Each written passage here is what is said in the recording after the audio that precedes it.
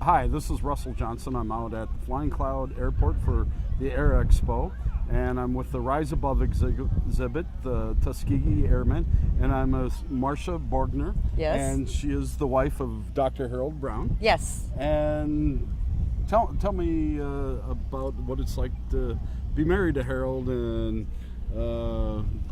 what does this whole thing mean to you? Harold actually is living history, and I think that's why people are so attracted to him. And I am working on his biography. I know you know that, but part of it, from my perspective, is that the Tuskegee Airmen really did change the course of history. If you follow the history of it, with the integration of the military, which really was the first institution in the United States to integrate. So it paved the way for the civil rights movement. So I'm very proud to be his wife and very interested in writing his biography. And I know you keep Harold in line, because I watched the other day at the state capitol, and you're making sure he has. Yes, I have a very important role, because Harold can talk for hours.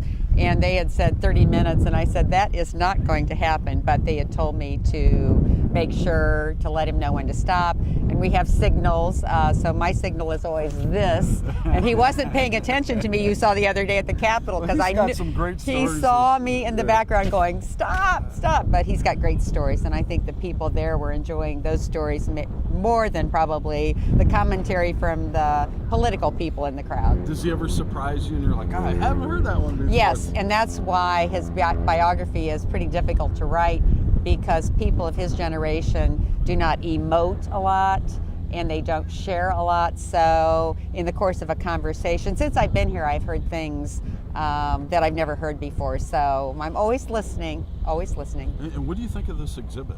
Well, you mean the Rise Above exhibit? The Rise Above exhibit. Wow. and the plane. The plane is. Yeah, well, the plane in some ways speaks for itself as vintage aircraft. I think there are only two flying in the United States of the P-51Cs, so that is extraordinary. The exhibit, if people have not seen the movie, it is such a class act, and it's hard to believe that a semi-truck trailer can open up and become a theater. And then you see the movie and you hear the P-51, and I'm not a person who knows much about airplanes, but the P-51 is that's a propeller. A propeller, yes. Yeah.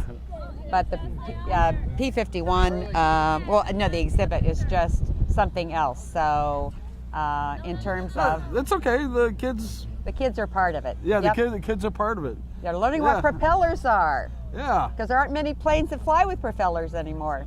You guys want to come in a minute? If they want. Because it's part of it, right? Right, it is. And that's why you're here, because you want children to know that they can rise above their circumstances. Yeah, well, and that's exactly what the reason this plane is here, the reason the exhibit is here, is it's about, Don Hines, and you heard about him. Yeah. A person who said, it's not just about the plane, it's about leaving a legacy to children of the future, because all people have obstacles, all kids do. So the idea is that you have to be tough, you have to excel, you have to stay in school, as Harold will tell every child who comes to the table to meet him. Yeah. Stay in school and get good grades, no matter what. That's true, and I when you watch this movie, it's very moving. It is. Oh, it's tremendous. I watched it I don't know how many times, and it always makes me teary, and I always want to watch it again. Oh, and I was going to say the sound of the P-51. I'm not an airplane person, but even I am thrilled with the sound of that Rolls-Royce engine. It's just an amazing piece of history. I can't wait to see this fly later. Yeah, later and today. listen to it. So. And what do you think Minnesota's role has been with this group?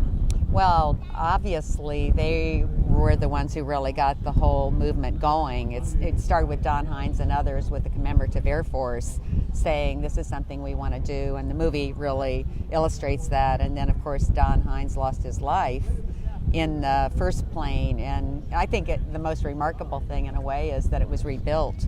Yes. Because it would have been so easy to give up at that point. I mean, it was a pile of junk, and the money they had to raise, and they had to do it without Don. It's just extraordinary that they were able to take the step beyond that in Don's memory. So pretty special stuff. It's quite incredible. It is incredible. Thank you for your time. You bet. And look forward to talking more today. Okay, great. Thank you. Thanks.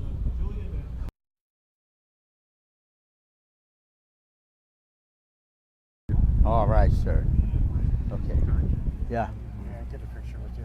Oh, Sure. Want me to Thank get you. you? I'm waiting. I just want. Okay.